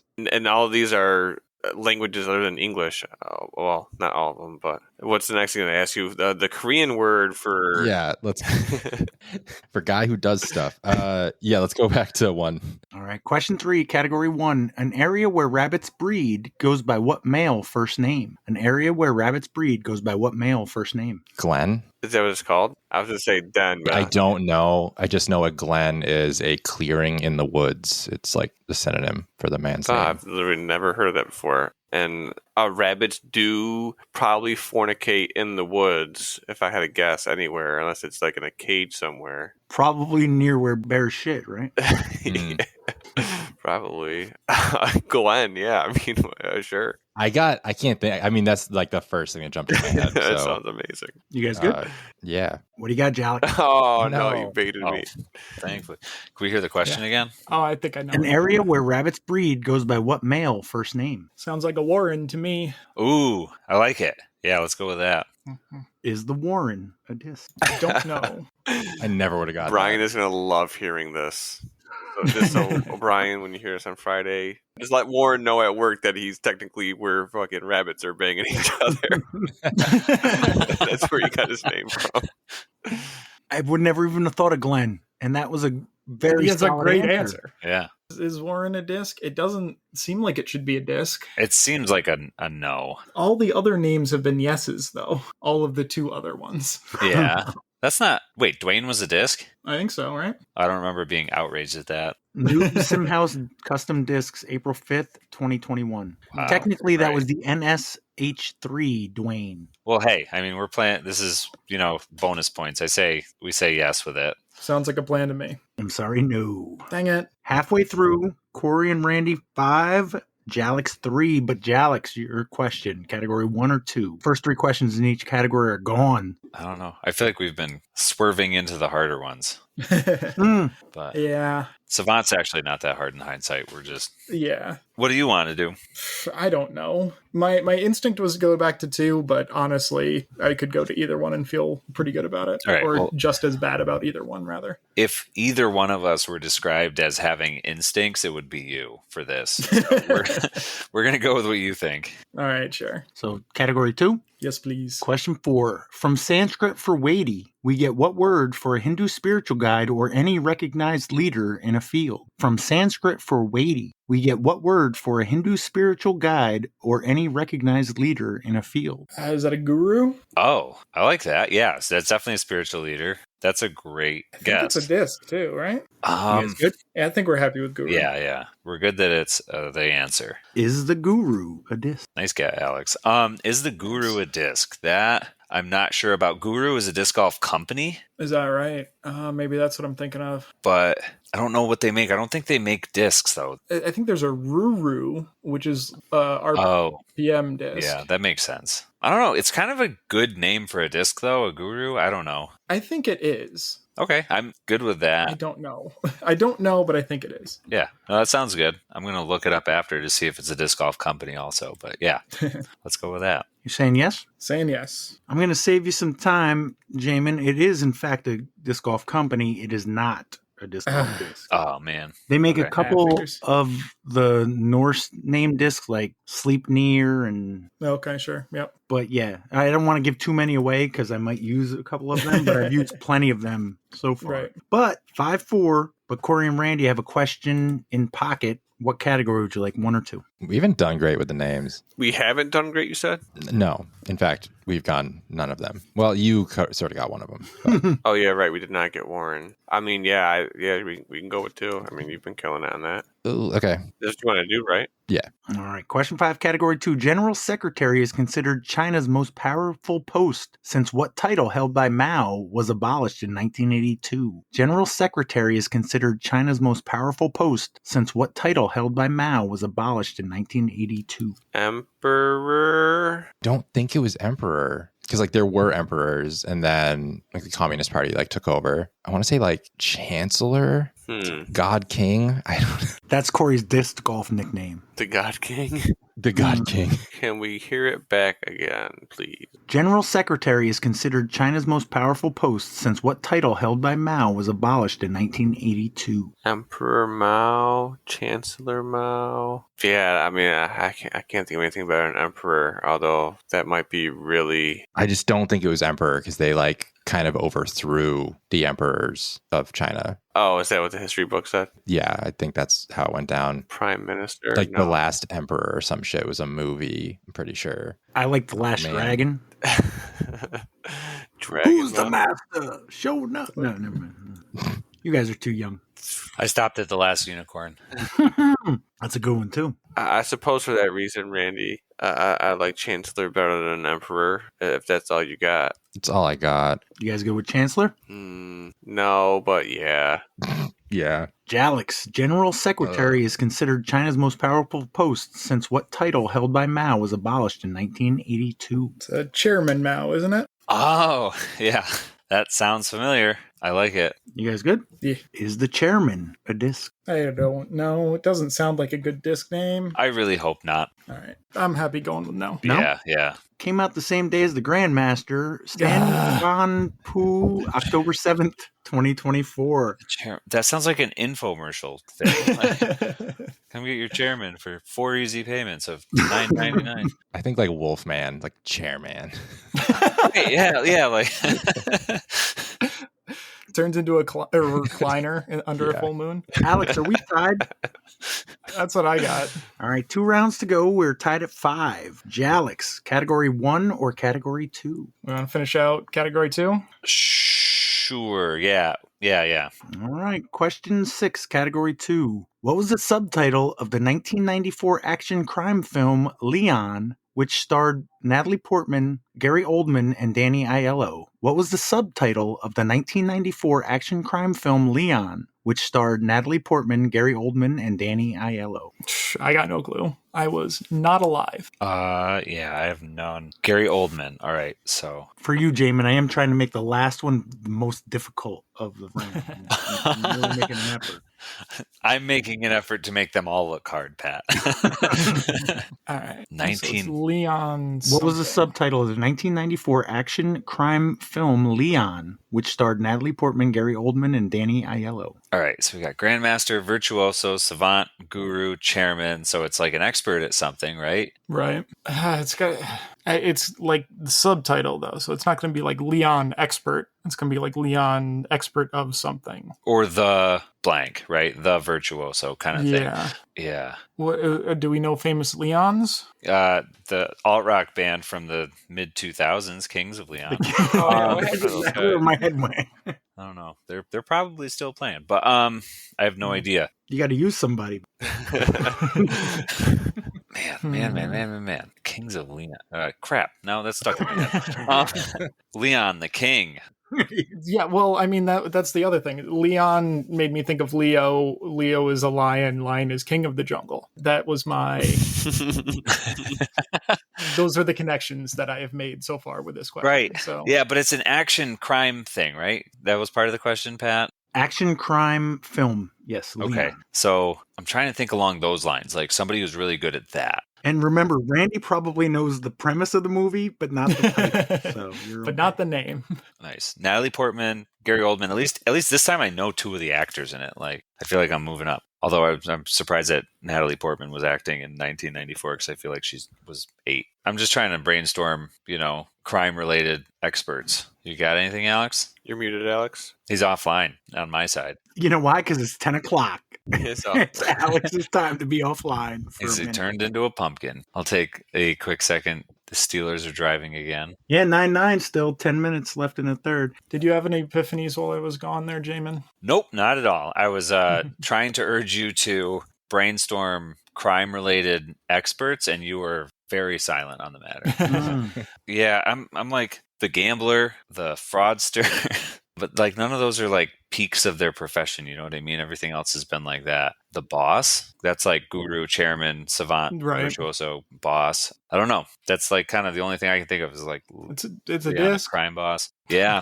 I mean it's a guess. Yeah. Don't love it. Like when I was thinking like crime fighting and things like that, I was thinking like vigilante or something. Could I hear the question just one more time? What was the subtitle of the 1994 action crime film Leon, which starred Natalie Portman, Gary Oldman, and Danny Aiello? I focused on the wrong parts of that.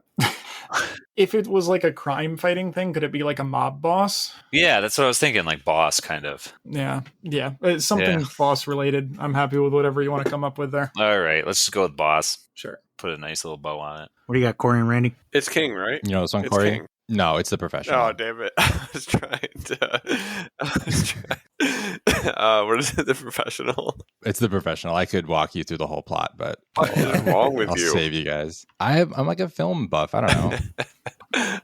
Yeah, well, obviously it's Professional, Pat. Is The Professional a disc? No, that I have no idea. But Natalie Portman was a child, by the way, if you were thinking that. Yep. Oh, is this the one where it's like the hitman training the little girl to be a hitman? Exactly. I have seen that come up in various short form videos on my social media. Yep. Phenomenal film. I recommend it to everybody. Is it better than Shutter Is it a Island, disc? though? Yes. The Professional? Yeah, it's a disc. Yeah, it is. Sure. I don't know. I don't think I can go with yes. It sounds really bad. The Professional. I'm throwing my Professional. Yeah. Nope. Now that you said it out loud. Yeah, no. Let's go it's now. no. You saying no? Yeah. Mm-hmm. Whammo Inc., January Whammo. 1st, 1964. These idiots. Dang. 64. That seems almost... I gotta double check that. It's like the disc was to be used professionally, is what they were getting at. Professional use only. Yeah. Yeah. Well, they had The Professional was the 1964, the number 1 Professional, number 2 and number 3 Professional, January 1st, 1989. Oh, a whole line of But The Professional had 1, 4, 10, 14, 15, 16, 17, 20, 20A, 21, 22A, 22B, 23A, 23B, 24A, 24B, and Pro classic molds, super class, and vintage class for completion. Damn. We would have got like 30 points for that if we got it right. Mhm. If you Jackpot. said yes, yeah. But that was a steal. You're up 1 with 3 questions to go. Category 1, question 4 for Corey and Randy. According to a classic 1970 Jaimen's favorite Monty Python sketch, all Australians share what first name? According to a classic 1970 Monty Python sketch, all Australians share what first name? Come on, Mr. Movie Buff. It's not a movie. What? It's a skit from their show, I'm guessing. Oh, damn. I do not know much about Monty Python except for a couple of the classic scenes in the entire Monty Python universe. All Australians share what name? What's a common Australian first name, Randy? I got nothing. Iggy Azalea. She's Australian, right? Yeah, Iggy is the name. They were definitely. What about the crikey I want to guy? go like Rick. Wait, what? the crikey guy? Steve Irwin, which was not relevant in 1970. I want to go Rick. That's all I got. Yeah, sure. Rick. What do you got, Jalix? Was it Rick? I don't know. Do you know it, Jaimen? I have a guess. I have a guess. What's your guess? Is it the Bruces? Bruce. They're all Oh, Bruce. okay. That's a skit. I was gonna say Roger, but just because that's like the only name that I can think of in an Australian accent. But I don't hate that. I like Bruce. There's definitely a skit where they just say Bruce a lot. That's basically what I'm coming up with. Is I have a vague memory of a sketch where Bruce is a lot. Yeah, that sounds good. I like it. You guys good? Yeah. Is the Bruce a disc? Dang. I don't know. Maybe Is the Bruce a disc? That one, I don't know. It like kind of sounds like it could be. it sounds like more of a disc than the Dwayne. Yeah, right. Yep, I would agree with that. I don't know why, but like Bruce almost sounds like a verb. And I don't know if this is just Finding Nemo or what, but I associate Bruce with the name of a shark, and there have been lots of shark names Yeah, that's fair. for discs. So I think we're going with the S. I'm good with that. I'm sorry, no. Yes. Dang it. Our saving grace. We cannot get these correct. Didn't No. JP say some name last week? And I thought it was Bruce, but now I'm misremembering. I don't You know. might hear a clip. From episode 246, October 25, 2024. There's definitely some stupid disc names out there. Like the Bruce. Feels like it could be one of those.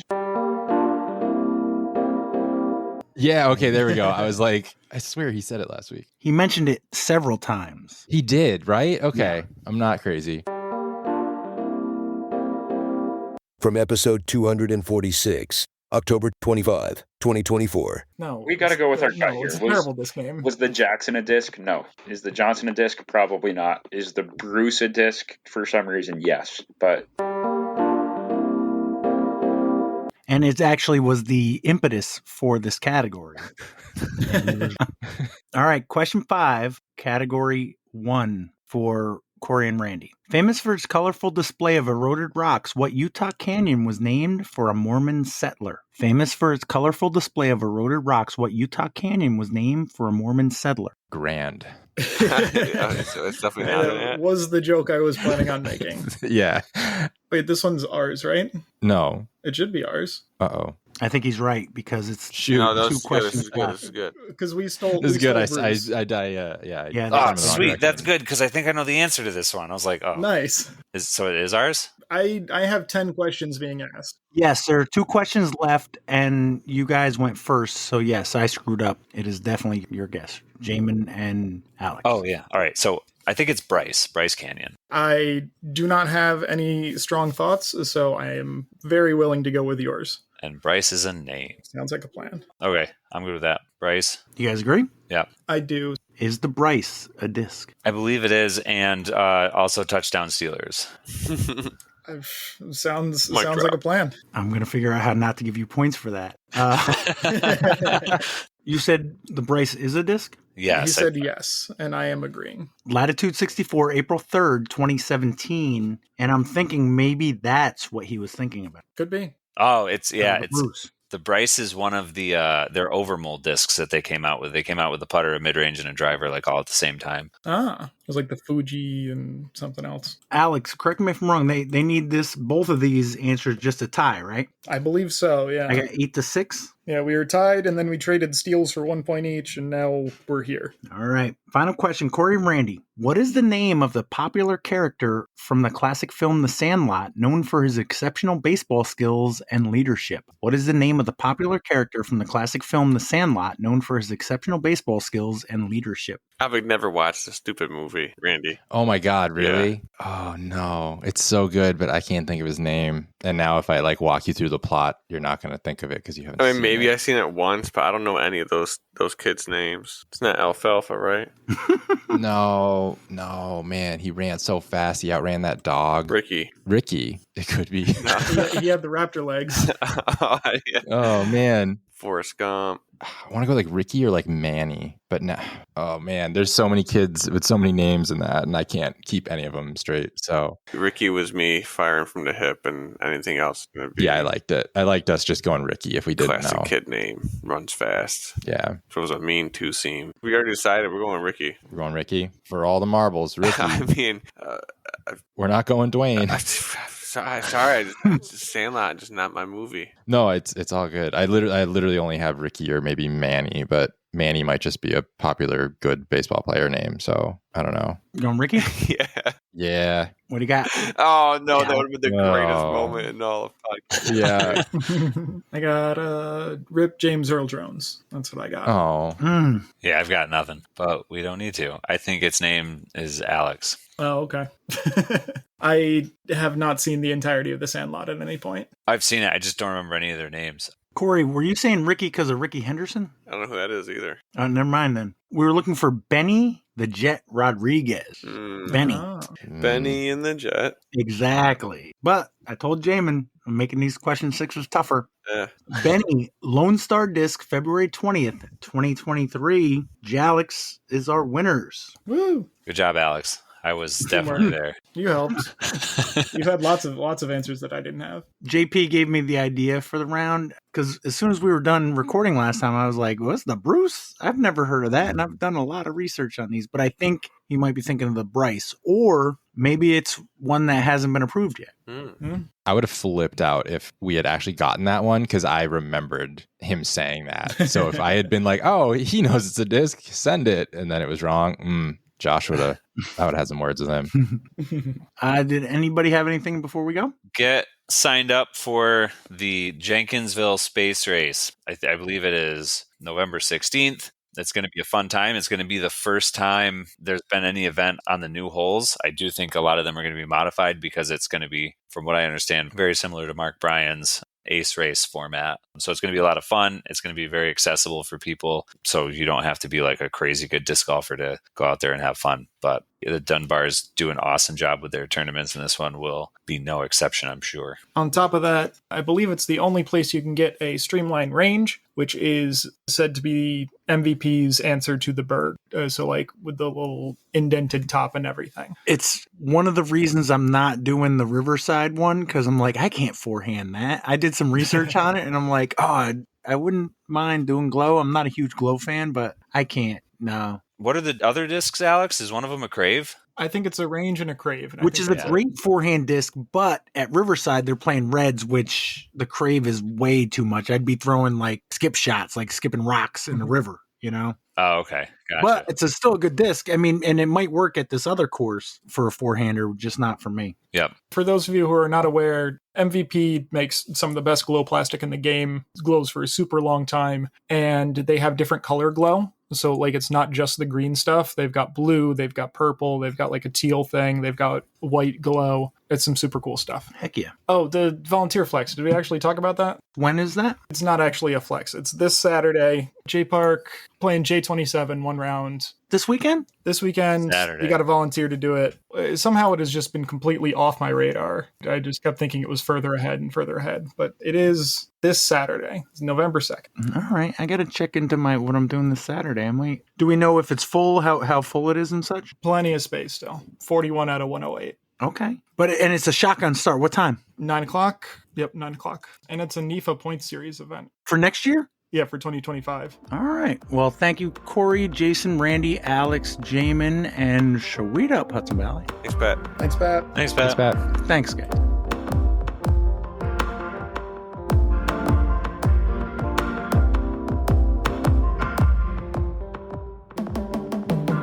Corey, what are you watching tonight? Anything? What are my options? I'll start with the least likely that you'll watch to the most likely. You got the Giants. They're in Pittsburgh for Monday Night Football. I don't know if there's a second game. You got the World Series, Yankees, Dodgers, and I think the Knicks might be on. Would you say you were going to rate them from least likely to most likely? The Knicks I just threw in. I only really had two. Yeah, the Knicks play the Cavaliers. So it would have been probably Knicks Cavaliers would have been least likely. Giants, because it is football, would be second least likely. Most likely being the baseball game, because you have mentioned you watched the Yankees before. Oh, and that's only because that's what was on the TV when I was at the house I was at. I got you. You don't follow baseball at all? No, not really. Okay. Definitely don't follow basketball. Football, actually, I don't think I'm playing against anyone or have anyone playing in this game. Good point. So I'm not planning on watching any of it. Okay. I got Malik Neighbors playing, but I'm up 50 points, and I have him safe. too. We must not be in the same league, Alex. Yeah. I'm up by 8 points. I got Neighbors. He's got Pickens for Pittsburgh. So I don't know if Pickens is any good, but as long as Neighbors blanks him out, like does whatever he does, I'm fine. Yep.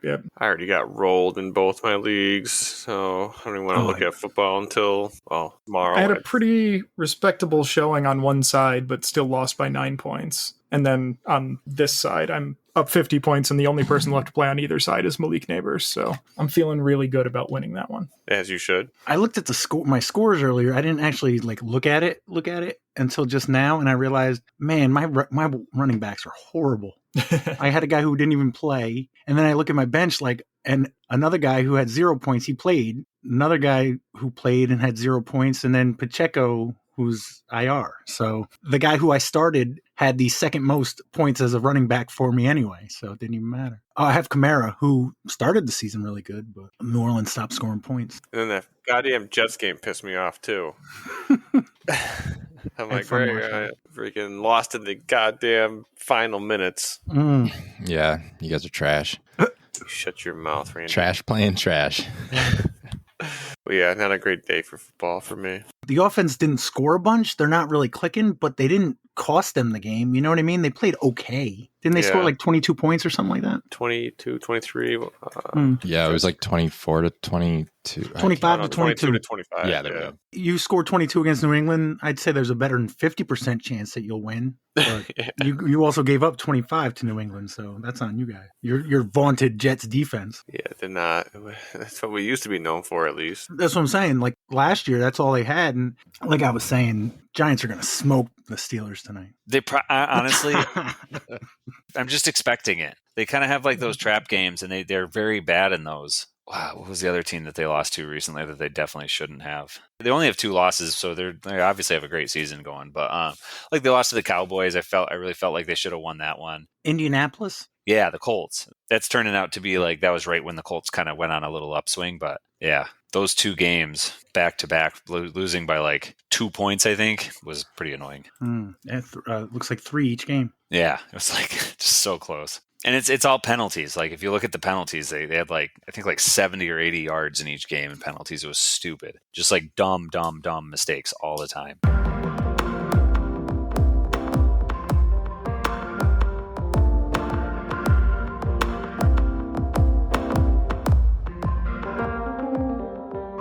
Oh, and I won't be on next week. Oh, really? Yeah. I don't think that's allowed. I'll be doing my best to not be pushed over the side of a cruise ship. You're going on a cruise? Yeah, it's 7 goddamn days. See, I go into Florida on Friday, come back Sunday. I think the cruise is Saturday to Saturday. Have you done a cruise before? Nope. Going down with a whole bunch of my dad's side of the family for one of my cousin's 40th birthdays. Okay, no, I'm not trying to. Me personally, I would never go on a cruise, but I have my own fears of water. It's not my preferred vacation destination either, especially since I only opted for the passport card and not the full passport, which I'm allowed. Can't get off the boat.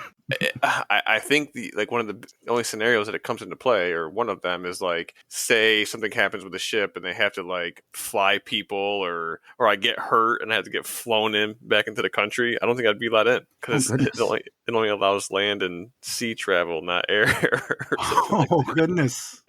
So I'd have to tell them to drive close to the border, let me jump off and swim to the shore, and then pick me up on the beach. Oh man, the idea of the ocean kind of wigs me out. So from where are you going though? From Florida to where? We leave out of Port Canaveral and we hit Turks and Caicos, Is that Dominican Republic? It's basically Dominican Republic, Bahamas, and some other spot. Okay, that's cool. I mean, I hope you have fun. I Yeah, hope me you too. do not have to be airlifted anywhere. I can't. Being stuck in one area for that long kind of skeeves me out. Kind of like Well- having I'm gonna go home. Mm. Can't we just go home when you're stuck on a ship? Now, did you check? Do they have PBR on board? I don't know. That was, to be honest, and I don't know if it's because I've never been on a cruise before, but like deciding whether or not to opt in for the drink package has been like the toughest decision. Like if it was a 4-day cruise and I'm like, okay, yeah, sure, I could crush beers or pina coladas for 3 or 4 days, but like 7 days and having to pay for the drink package for like all or nothing, it's like $500. I was gonna say, like, you have one drink and you're like, you know what? I'm a little too queasy. I'm not even touching another drink, but you're already out that money. Or the opposite, you say no, I'm probably not gonna want to, and then you get there and you're like, I need to be hammered this whole damn time. Yeah, So I'm stuck in, how many rounds of shuffleboard or pickleball or whatever they got can you play? They have a roller coaster that goes across like the top half of the ship. Apparently, my dad's really excited for that. He said, "I am riding that thing." So, Oh my. Oh my. All right. Well, I'll be interested to hear so actually, maybe we don't have a guest the week after next week.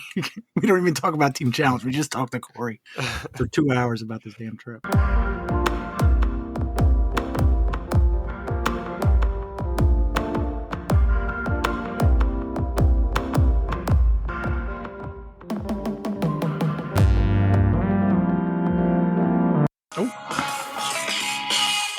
Spam a risk.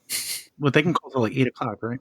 Dude, does Pat's waveform look Yeah, it's all bonkers? weird. What's love that? it. Your waveform looks like it's in turbo mode compared to the rest of us. It looks like a disc golf basket right now. and Yeah, and then it's gone.